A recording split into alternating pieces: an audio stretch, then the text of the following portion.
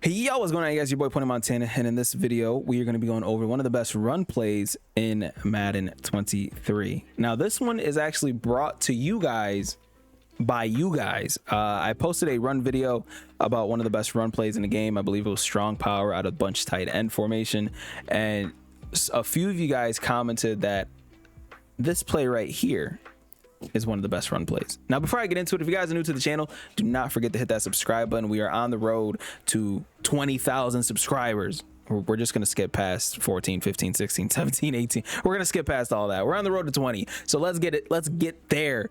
But we can't do that without your help. So if you guys haven't already, subscribe to the channel, follow me on all socials. Everything is down in the description. If you guys want specific help on anything, the Discord is going to be one of the best places for you to do so. Because I can respond to whatever, no matter where I'm at, pretty much. You guys don't have to wait for a specific video. Now,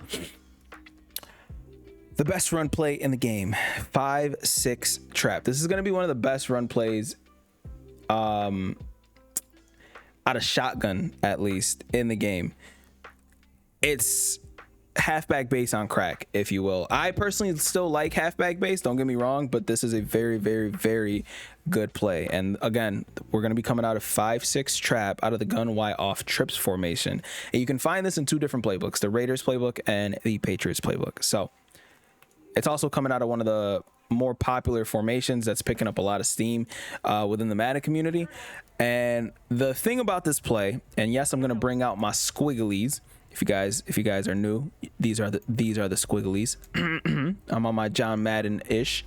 So the thing about base is the pulling guard here pretty much goes and either comes through here or the pulling guard goes through here. So he'll either come through the A or the B gap. Okay, this is the A gap here. So this is the A gap. Boom. And this is the B gap. Boom. Can't even write a B. So in this play specifically, let me get rid of the squigglies. In this play specifically, he comes all the way across here and tries to pull through there, which is the C gap. It's between the tackle and the tight end. As you can see, that's where the play goes.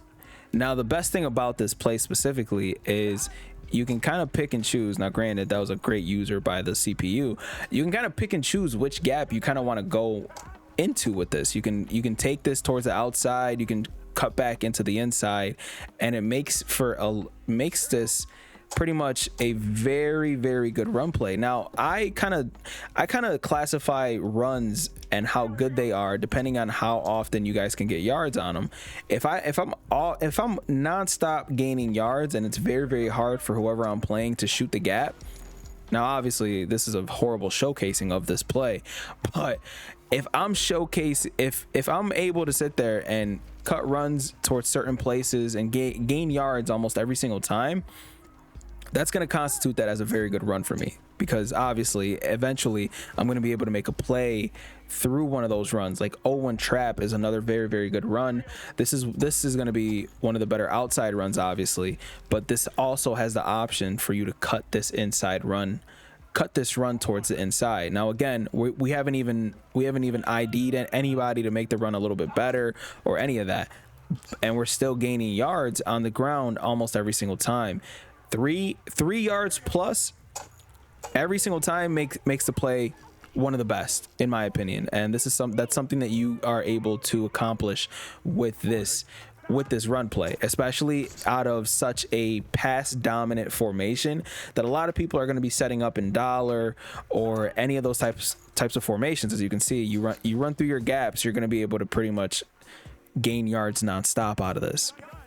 Now, without just spamming the play over and over and over again, obviously you guys are going to want specific things to kind of help.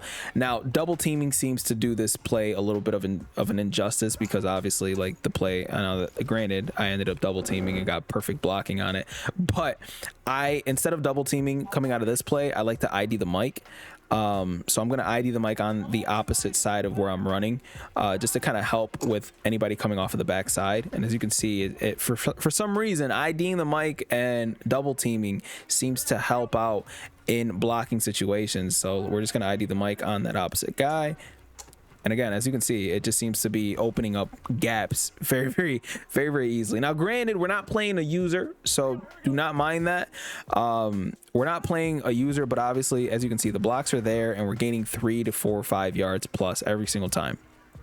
Now, for those of you guys who don't know how to ID the mic, you press L1, and obviously it brings up this little pass protection screen. And I know it says pass protection, but for some reason, placebo effect, I feel like it does help within the run game. So we're gonna press X to ID the mic, and then you're gonna choose who you want to ID. And we're gonna ID someone that's on that running back side. So let's just ID this guy here, and then we're gonna run the ball. Now, last thing that I do want to say before I get out of here.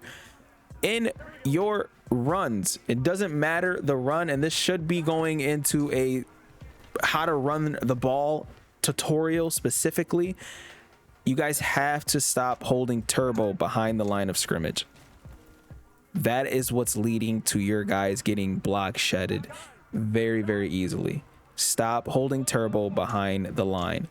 It's making your runs 10 times worse to hold turbo. As you can see, I'm holding turbo, and these guys are literally insta shedding me nonstop. That's what holding turbo does.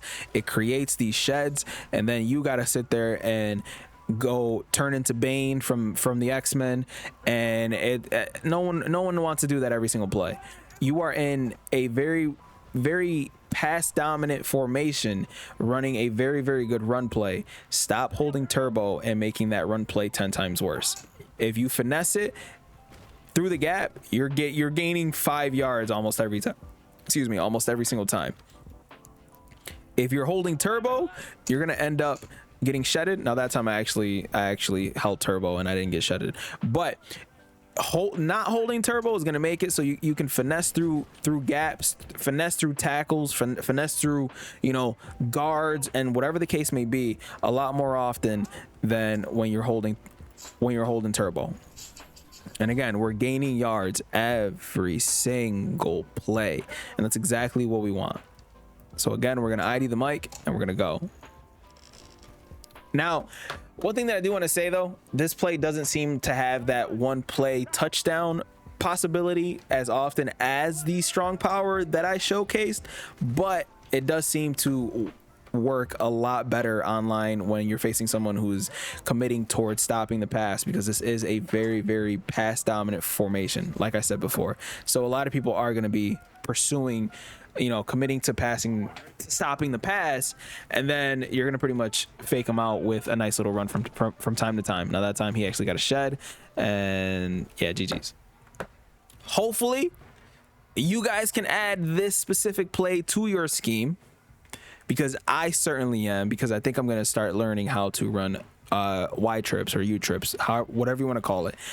Very good formation, very good run play, and yeah, hopefully you guys add this to your formation. And if this play does get added, leave a like, subscribe if you guys are new, and I will see you guys in the next one, man. As always, 2 fingers, deuces, and peace out, you guys.